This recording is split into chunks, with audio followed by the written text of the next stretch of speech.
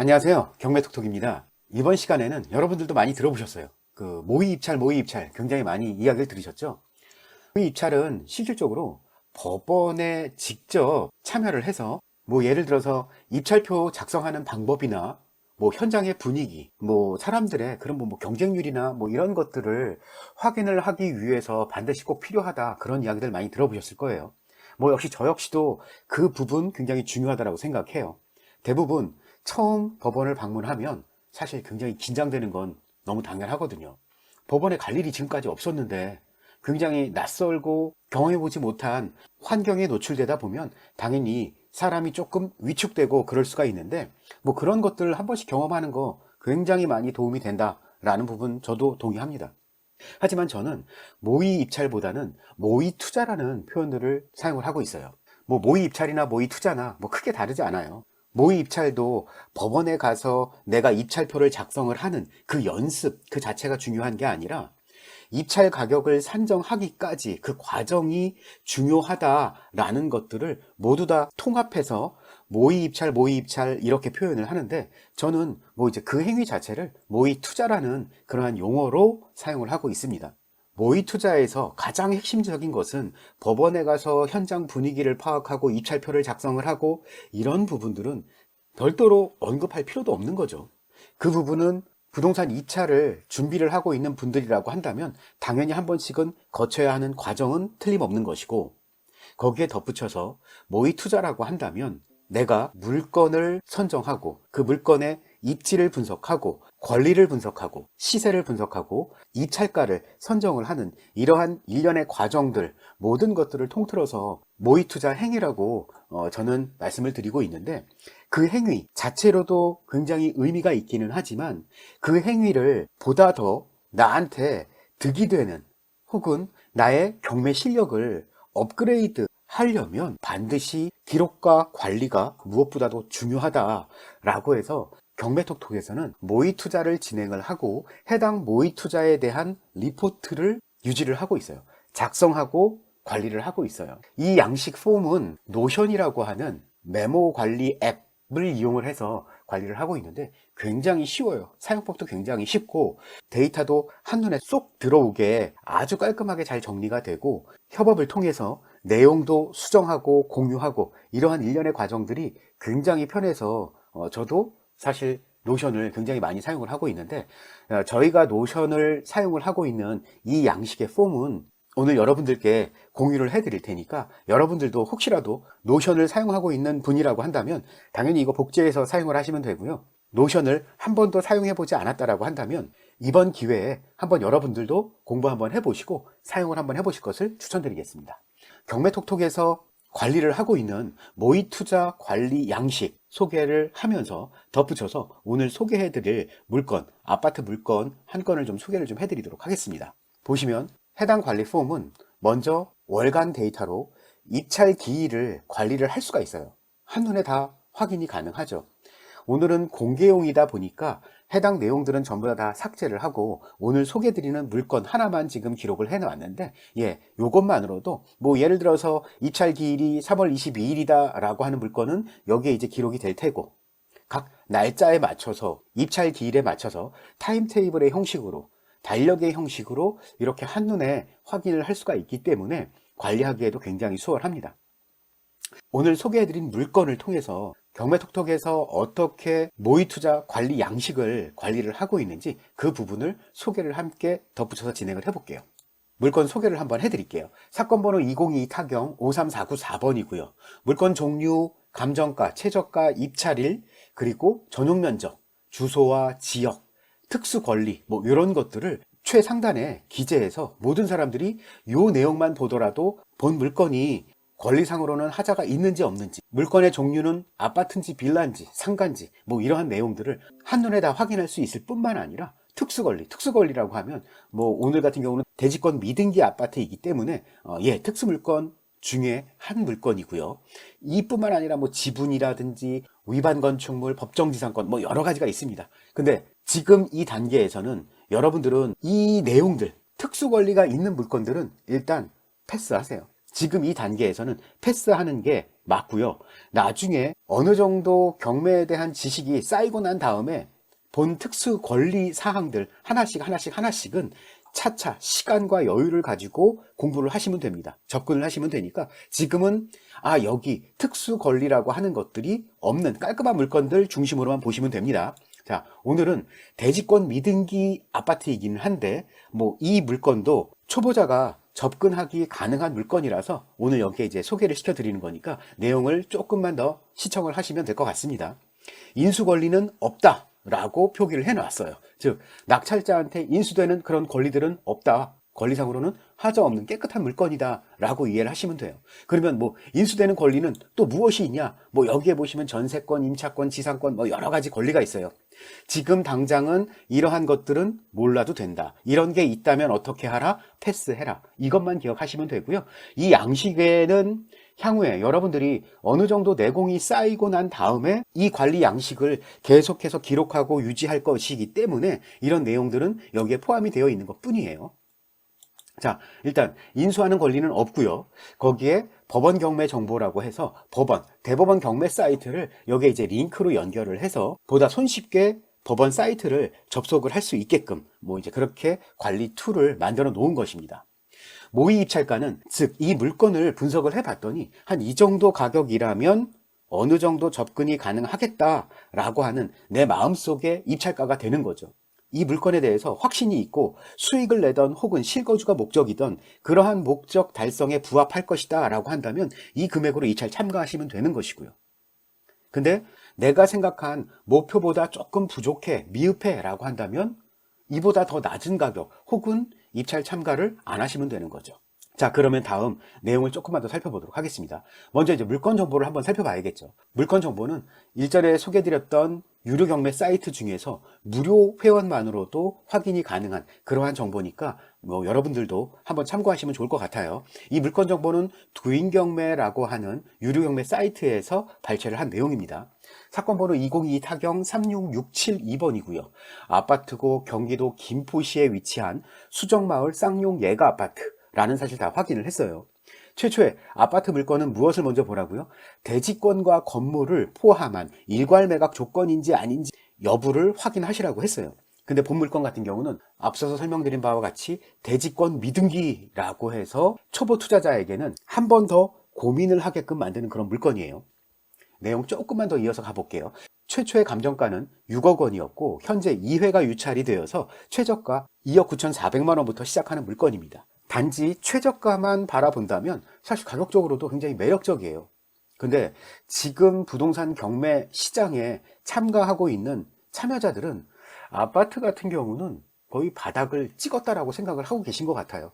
굉장히 많은 분들이 제가 생각한 금액보다도 훨씬 더 높은 가격에 낙찰이 이루어지더라고요. 오늘 제 영상을 보시는 여러분들은 절대 그 분위기에 휩쓸리지 마시고요. 살펴보시면 사실 현장 방문 없이도 인터넷상에서도 조회를 해보면 현재 낙찰되는 낙찰 금액보다 온라인상에 매물로 등록되어 있는 그런 물건들, 더 싼 것들이 훨씬 더 많아요. 즉 지금 실질적으로 낙찰을 받고 있는 물건들은 어느 정도의 거품이 좀 끼어 있는 상태다 라고 보시면 되고요. 굳이 조급한 마음 가지실 필요 전혀 없고 본인이 생각을 하고 있는 목표 가격에 도달했다라고 한다면 그 가격 그대로만 움직이시면 돼요. 그것이 실제적으로 낙찰까지 이어지지 않는 그 과정이 조금은 좀 고통스러울 수 있겠지만 그 과정 금방 지나갑니다. 어쨌든 지금 사실 반값까지 2회가 유찰이 됐다는 이야기는 반값까지 떨어진 물건인데 실질적인 낙찰가율을 본다면 그러니까 실제적으로 낙찰이 되는 금액은 거의 감정가의 70% 수준이더라고요. 근데 이 70%의 수준이라고 하는 얘기는 현재 부동산 시장에서 거래가 되고 있는 그 가격과 크게 다르지 않다라는 얘기예요. 즉 경매로 아파트를 사고자 하는 분들이 조금 더 오버페이스, 조금 더 금액을 높게 책정하고 있는 것이 아닌가 그렇게 판단을 한다라는 말씀이에요. 그래서 오늘 본 영상을 보시는 분들은 절대 그 분위기에 휩쓸리지 마시고 본인 스스로가 분석하고 판단한 그 근거에 맞춰서 입찰가를 산정을 하시면 된다라는 말씀 다시 한번 말씀드리고 싶습니다. 자, 일단 기본적으로 물건의 정보는 대충 이렇구나 라고 하는 내용을 본 관리 시트에 기록을 하시고요. 이어서 현재 지금 대지권 미등기 아파트라고 하는 특수 물건이 지금 나타났는데, 이 대지권 미등기는 미등기의 원인을 찾으면 됩니다. 이 미등기의 원인을 어떻게 찾아야 되냐? 가장 첫 번째는 법원 서류에 그 미등기 원인에 대해서 어느 정도는 나와 있어요. 모든 물건들이 다 나와 있다 정도는 아닌데, 어느 정도 미등기 원인이 법원 서류에 명기가 되어 있으니까 그 부분 참고를 하시고, 그 부분상에서도 확인이 안 된다라고 한다면 옆호실이라든지 아니면 아래층, 위층, 이웃 호실에 대한 등기를 열람해 보세요. 그리고 나서 해당 호실들도 전부 다 대지권이 미등기되어 있다라고 한다면, 본 사건의 물건뿐만 아니라 주변에 있는 이웃들도 함께 등기가 이루어지지 않은, 대지권에 대한 등기가 이루어지지 않은 물건이구나 라고 이해를 하시면 됩니다. 그래도 확인이 되지 않는다? 그렇다라고 하면 관리사무소라든지 혹은 인근의 중개사무소 혹은 분양대행사 이런 것까지 조금 더 확대를 하면 왜 미등기가 되어 있는지 그 원인을 찾으실 수가 있어요. 미등기된 원인을 명확하게 해결하지 못했다라고 한다면 본 물건은 입찰하면 안 됩니다.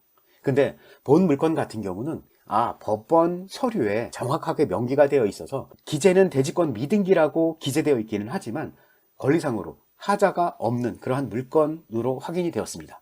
일반적으로 우리나라는 집합 건물 같은 경우 아파트나 빌라 이런 것들을 이야기하는 거예요. 토지에 대한 권리를 대지권으로 해서 건물 등기부등본에 기재를 해요. 즉 별도로 토지에 대한 등기부등본이 없다라는 얘기죠.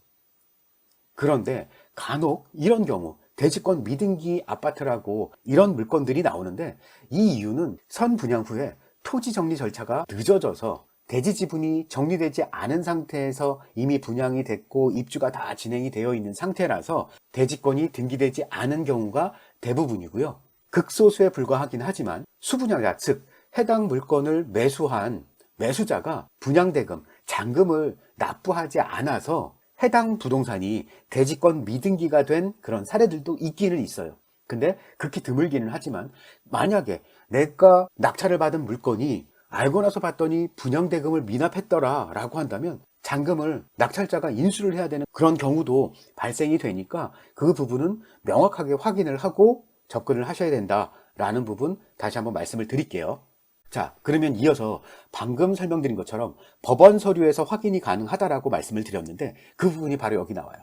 지금 본 서류는 본건 감정평가서 4페이지에 보시면 다항에 본건의 소유권 대지권은 건물의 사용 수입 및 소유권 보존 등기 이후에 토지가 정리되어 미등기된 것으로 추후 계약자 등의 신청 시 대지권 등기가 가능한 것으로 탐문되었는 바 경매 참여 시 재확인 바람이라고 표기가 되어 있는데, 간단하게 사용 승인 이후에 토지가 정리되어서 미등기된 것이다. 낙찰자가 신청을 하게 되면 대지권 등기가 가능하다라고 명기가 되어 있는 겁니다. 즉 대지권이 미등기가 되어 있기는 하지만 분양대금을 납부하지 않아서 대지권 미등기된 게 아니라 단지 토지 정리가 미흡해서 지체가 되어서 대지권이 미등기되었으니 크게 신경 쓰지 않아도 된다. 이런 정도로 이해를 하시면 될 것 같습니다. 자, 이어서 매각물건 현황도 본 관리 시트에 함께 기재를 합니다. 매각물건 현황 역시 두인경매 사이트에서 발췌를 한 것이고요. 보시면 특별한 내용은 없어요. 여러분들 그냥 읽어보시면 돼요. 전용 면적은 몇 평이고, 이 보존 등기는 언제 이루어졌구나. 그런 내용들 기록되어 있고, 하단부 비고에 보시면 역시 대지권 미등기, 이게 가장 큰 이슈다 보니까 모든 서류들 곳곳에서 이러한 사항들을 확인을 하실 수가 있어요. 대지권 미등기나 평가 및 매각에 포함되어 있고, 강모모 씨가 2011년 9월 20일자 이 사건 건물 및 대지 지분에 대한 분양대금을 완납하였다는 김포도시관리공사의 사실 조회 회신이 있었다. 요 사실만 보더라도 분양대금은 전체 완납했구나 아실 수 있는 거죠. 확인할 수 있는 거죠. 이렇게 확인된 물건만 접근을 하면 된다라는 부분 다시 한번 강조해서 말씀을 드립니다. 자, 그러면 이어서 임차인 현황, 이 부분도 두인 경매를 통해서 발췌를 한 건데, 보시는 것처럼 임차인 현황이 없습니다. 임차인 현황이 없다라는 이야기는 우선 변제의 대상이 되는 그러한 권리가 없기 때문에 대항력이나 이런 것들은 없는 거죠. 즉 권리상으로 임차인의 권리 자체도 낙찰자 입장에서, 입찰자 입장에서 고려할 필요가 없다. 그래서 깔끔한 물건이다 라고 이해를 하시면 됩니다. 자, 이어서는 등기부 현황 보시면 이것도 법원 경매가 아니라 이 역시도 두인 경매에서 자료를 발췌를 한 겁니다. 요건 이제 수정을 해서 다시 전달을 드리도록 하겠습니다.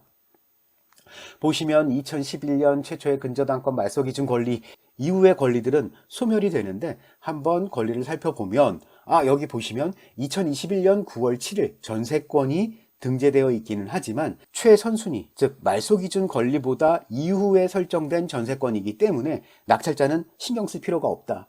거기에 덧붙여서 봤더니 2021년 9월 7일 같은 날 전세권이 설정된 날짜와 동일한 날에 근저당권이 설정이 됐는데 봤더니 근저당권 설정자와 전세권 설정자가 동일인으로 나타났네요. 이 이야기는 무슨 이야기냐면 이 대부업체가 본 부동산을 담보로 해서 채무자에게 돈을 빌려줄 때 대부업체 입장에서는 본 물건이 경매로 나올 수도 있을 가능성이 높다 보니까 후순위로 임차인이 들어오는 것을 방지하기 위해서 전세권을 설정을 해 놓았다 정도로 이해를 하시면 됩니다. 즉, 이 대부업체 입장에서는 나름대로의 보험을 가입해 놓았다 정도로 이해를 하시면 될 것 같습니다. 이후에 근저질권, 압류, 강제, 임의경매, 강제경매 이러한 내용들은 모두 다 소멸되기 때문에 낙찰자 입장에서는 신경 쓸 이유가 전혀 없다 정도로만 이해를 하시면 될 것 같습니다. 이 등기부 권리상의 내용 중에 특이한 사항들은 바로 하단에 이렇게 주석 처리를 해서 기록을 해 놓으시면 됩니다. 보시는 것처럼 말소기준 권리는 언제고 선순위 권리가 없다. 소멸되지 않는 권리, 즉 낙찰자가 인수해야 되는 권리 없다. 2021년 9월 7일 전세권 같은 경우는 근저당권자가 설정한 것으로 추가 임차인을 배제하기 위한 전세권 설정이다 라고 요약 정리를 해 놓으면 다음에 시간이 흐르고 나서 본 물건을 다시 한번 검토를 할 때 본 내용만으로도 물건의 권리 분석이 마무리가 되는 거죠. 그런 개념으로 접근하시면 됩니다. 자, 이제 정말 법원 경매에 나와 있는 자료들, 매각물건 명세서를 다시 한번 살펴봅니다. 역시 여기서도 총 4건의 중복 경매 사건을 포함을 해서 본 물건은 경매가 동시에 중복으로 해서 4건의 본 물건에 대한 경매를 신청했구나로 이해를 하시면 됩니다. 사실 이 부분은 그렇게 크게 중요한 건 아니고요. 가장 눈여겨야 될 부분은 최선순위 설정일, 이 날짜 가장 중요하고요. 그리고 임차인 내역이 있는지, 임차인 내역이 있다라고 하면 해당 임차인이 대항력을 갖추고 있는지 없는지, 대항력은 최선순위 설정 일자보다 앞서서 전입한 임차인이 있는지 없는지를 살펴보는 것이죠. 만약에 대항력이 있다라고 한다면 해당 대항력 있는 임차인이 배당 요구를 했는지 안 했는지 이런 부분들을 확인이 된다라고 하면 그 부분을 아래쪽에 주석을 이용을 해서 작성을 해 놓으시면 됩니다. 본 물건 같은 경우는 사실 임차인이 없기 때문에 특별하게 신경을 쓰거나 그럴 필요는 없어요. 근데 다만 본 매각 물건 명세서에 하단 비고란에 보시면 역시 또 명기가 되네요. 대지권 미등기이나 평가 및 매각의 보함, 딴딴딴 분양대금 완납, 앞서 말씀드렸던 그 내용이 그대로 이제 나와 있는 거죠. 그래서 본 물건 같은 경우는 사실 권리상으로는 깨끗한 하자가 없는 그런 물건입니다. 자, 그러면 이어서 부동산 경매의 꽃 매각물건 명세서를 어떻게 보는지 간략하게만 한번 소개를 한번 해드릴게요. 이 내용은 사실 여러분들 영상을 만들기 위해서 여러분들께 이 부분을 한 번씩 짚어드려야겠다라고 해서 이 부분은 삽입을 해 놓은 것이고요. 여러분들은 본 자료를 다운로드 받으신 다음에 본 내용이 필요가 없다라고 하면 해당 내용은 지우시면 됩니다. 자, 매각물건 명세서를 보는 방법은 첫 번째, 최선순위 설정 일자를 보는 겁니다. 그게 바로 말소기준 권리가 되는 것이고요.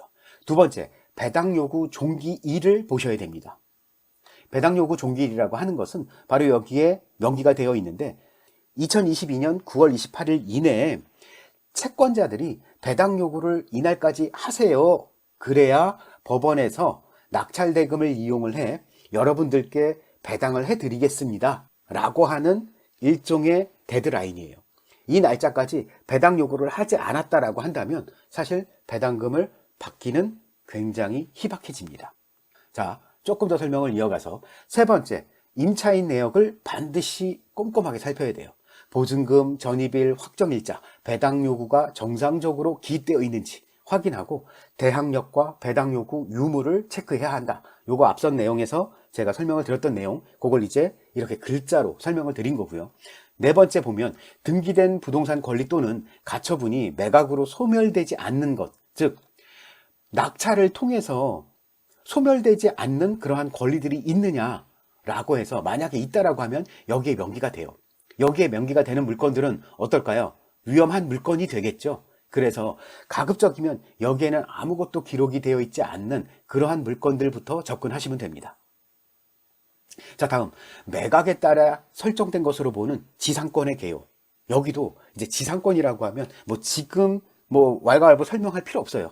여러분들도 그냥 지상권이라는 게 있구나 정도로만 넘어가시면 돼요. 이 지상권이라는 게 있다라고 한다면 그 물건은 위험한 물건이니까 지금 당장은 패스하셔라. 이 부분 다시 한번 설명을 드릴게요. 자, 그러면 마지막에 비고란, 우리 조금 전에도 비고에 뭐라고 막 써 있었는데 그 비고란에는 공부상의 용도와 다른 경우, 위반 건축물인지 아닌지, 혹은 입찰자한테 이런 내용들이 있으니까 이런 부분들은 주의하세요 라고 이렇게 주석을 달아 놓은 것들이 있어요. 비고란에. 이런 내용들도 꼼꼼하게 하나씩 전부 다 살펴보셔야 된다라는 사실 말씀을 드리겠습니다. 그래서 다시 한번 말씀을 드리면 매각물건 명세서 상에는 여기 총 6가지가 있는데 이 6가지 항목 중에서 4번, 5번, 6번은 이게 공란이면 가장 좋은 물건이에요.